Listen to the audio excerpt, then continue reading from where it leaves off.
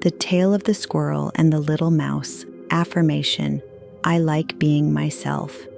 In a sun-dappled forest, where golden light danced through green leaves and birds sang their cheerful melodies, two little creatures were born not far from one another, a tiny squirrel and a small mouse. From the moment they opened their eyes, their paths crossed, and so began a friendship unlike any other. From the very first day, the squirrel and the mouse became inseparable. They played together, shared meals, and built tiny forts out of sticks and moss beneath the trees. The forest was their playground and their classroom. The squirrel was an acrobat. He leaped from branch to branch with such grace that the leaves barely rustled beneath him. He loved being up high, where the wind kissed his fur and the view stretched far beyond the treetops. He even dared to do flips in the air and laughed joyfully each time he landed safely. The mouse, on the other hand, had a nose like no other. He was the best food finder in the forest.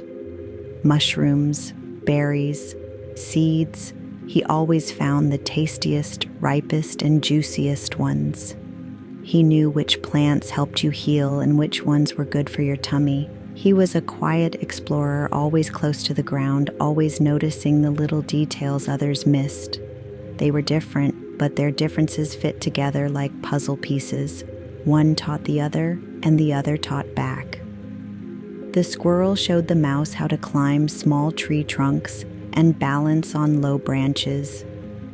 The mouse shared his secrets for finding the softest moss for bedding and the hidden spots where strawberries grew wild. They laughed, they learned, they felt proud of who they were and of each other. Who would you teach if you were their friend? Here you might ask your child what special things they could share. One afternoon, as clouds rolled across the sky and a hush fell over the forest, a shadow appeared on a high branch. A cuckoo sat there, alone and watching. She had seen the squirrel and the mouse play many times. She didn't join in. She never did. The cuckoo didn't know how to be a friend, and deep down, she didn't like herself very much. Her feathers felt too dull. Her voice seemed too sharp, and the more she looked at others, the worse she felt about herself. Seeing the joy of the squirrel and mouse made her chest feel tight with something prickly, jealousy. So she came up with a plan, not to join them, but to pull them apart. She flew down to the squirrel and hissed, "You'll never find berries like that mouse. He's smart, you're just fast, you're not really useful." The squirrel blinked. His paws froze on the branch. Then she turned to the mouse. "And you? You'll never leap like he does. No one watches you and claps. You're just a small, boring mouse." Her words were like thorns. The mouse's ears drooped. He didn't answer. The squirrel climbed down slowly, his tail dragging behind him. That evening, for the first time, they didn't play together. The squirrel sat high in his tree, looking out but seeing nothing. The mouse curled up in his hole, unsure whether he wanted to search for dinner. The next morning, the forest was quiet. Too quiet. The squirrel didn't leave his tree. The mouse only came out to check if the squirrel had returned. And when he hadn't, the mouse ducked back inside. From afar, the cuckoo watched.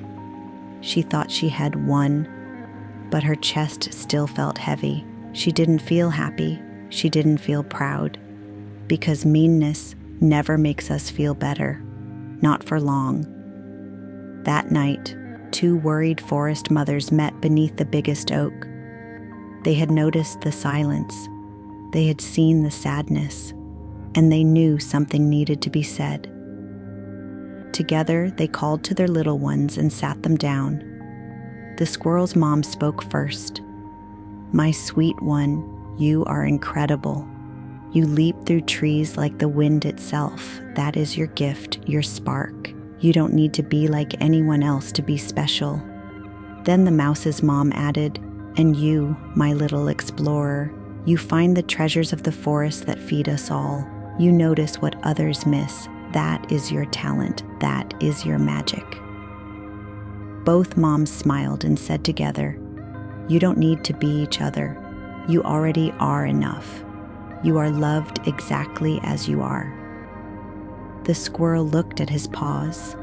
He remembered the joy of flying through the air. The mouse felt his whiskers twitch. He thought of the tiny strawberry patch only he had ever found. Their eyes met. They both smiled. "I like being a squirrel," said the squirrel. "I like being a mouse," said the mouse. "And we like your friendship," said the moms. "And we love who you are," they all said together. From that moment on, no one, not even a grumpy cuckoo, could break their bond. They still climb, they still search for berries, but now they also look in puddles and mirrors and smile as they whisper to themselves, "I like being myself."